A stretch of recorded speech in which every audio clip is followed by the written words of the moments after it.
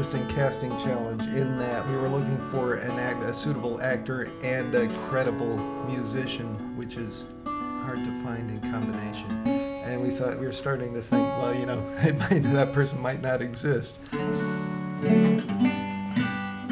There are a lot of actors who can sing and play, but this was specifically about a musician who's playing entire songs many times throughout the course of the movie and has to be believable as being a musician. It has to be that good.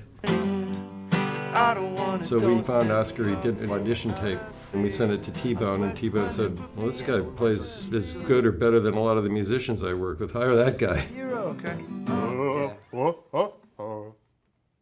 Okay. Hey, look, I'm happy for the gig, but who wrote this? I did. 7, 6, 5, 4, 3, 2. Uh-oh.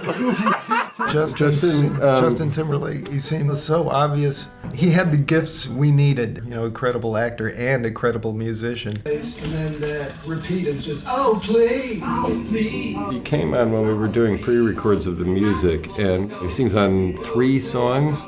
You know, he was playing piano on, he was kind of all over the place, sort of helping to sort of arrange and figure out stuff. Oh, please! Oh, please! Please! Oh, please! Please!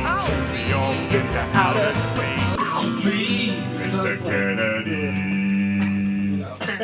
There's someone special in the audience tonight who maybe get up and help me out here if you give a round of applause. I don't have my guitar. I know that you folks know him and love him. Ladies and gentlemen, Jim and Jean. Carey seemed to sort of perfectly embody this idea of this, you know, woman who sings very sweetly, but is unbelievably angry. We should have had you wear double condoms. She has a real romanticism about their lives, this group of musicians together, and I think she has more faith in him than pretty much anyone, so she really thinks that he can make it.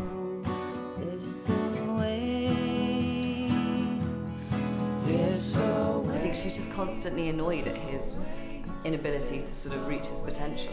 Do you ever think about the future at all? The future? You mean like flying cars? Hotels on the moon?